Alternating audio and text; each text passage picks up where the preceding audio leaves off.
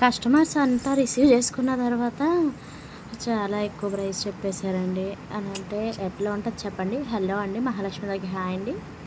ఈ వీడియోలో అయితే ఒక చిన్న రబ్బర్ బ్యాండ్ అయితే మేకింగ్ అనేది చేసి చూపిస్తున్నాను. లక్ష్మీ కాయిన్స్తో అయితే ఉంటుందండి మొత్తం కూడా ఈ రబ్బర్ బ్యాండ్ అనేది. అంతా అయిపోయిన తర్వాత ఆర్డర్ ప్లేస్ చేసుకొని ఆర్డర్ అంతా మనం అయితే పార్సిల్ అనేది చేసేసిన తర్వాత కస్టమర్ చాలా బాగున్నాయి అన్న మాట కాకుండా ప్రైస్ మాత్రం చాలా ఎక్కువ చెప్పేశారండి. అని అంటే ఎలా ఉంటుంది చెప్పండి. అవునండి, ఆర్డర్లో తీసుకున్నప్పుడు ఎంత హ్యాపీగా ఫీల్ అవుతామో అంతే హ్యాపీగా కస్టమర్ యొక్క ఫేస్ రియాక్షన్ కోసం ఎదురు చూస్తూ ఉంటామండి. అలాంటప్పుడు అదే టైంలో కస్టమర్ ఈ విధంగా చెప్తే ఎలా ఉంటుంది చెప్పండి.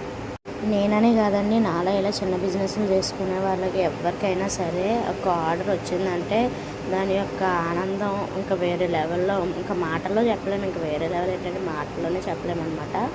అది ఎంత కష్టమైనా అవనివ్వండి, చేతులు ఎంత నొప్పులు వచ్చినా, చేతులు ఎంత కోసుకున్నా, ఎంత గీసుకున్నా, ఎంత ఓపిక తక్కువైపోయి చిరాకు పుట్టినా సరే కస్టమర్ యొక్క సాటిస్ఫాక్షన్ కోసమే మనం అయితే ఎదురు చూస్తూ ఉంటామండి. సో ప్లీజ్ అండి, అర్థం చేసుకోండి. కస్టమర్స్ ఎవరైనా ఉంటే ఆర్డర్ ఇవ్వాలి అనుకునే వాళ్ళు ప్లీజ్ ఇవ్వండి.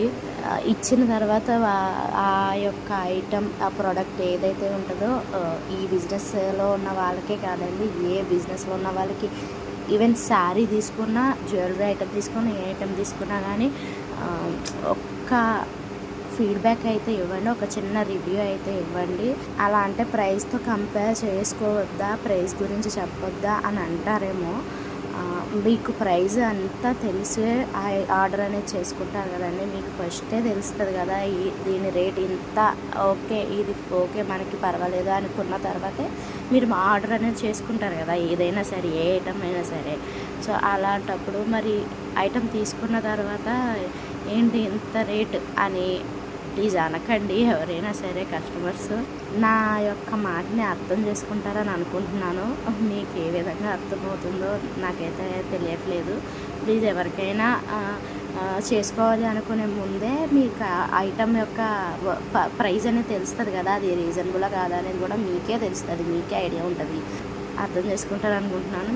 సో అదండి మ్యాటర్. ఎందుకు ఇంతలో చెప్తున్నానంటే అంత కష్టపడి చేసిన తర్వాత ఒక్క మాటతో మాకు హ్యాపీనెస్ రావాలి, కానీ ఏంట్రా బాబు ఇలా అంటున్నారని బాధపడేలాగా మాత్రం ఉండకూడదండి. ఇంక ఈ రబ్బర్ బ్యాండ్ విషయానికి వస్తే మొత్తం కూడా కాసులతోనే డిజైనింగ్ అనేది చేశాను. దీంట్లో మీరు ఒకటి గమనించినట్లయితే మనమైతే కాసుల పైన రింగ్ అనేది కట్ చేయకుండానే మనం అయితే రబ్బర్ బ్యాండ్ అనేది మేకింగ్ అనేది చేసాము. మీకు ఈ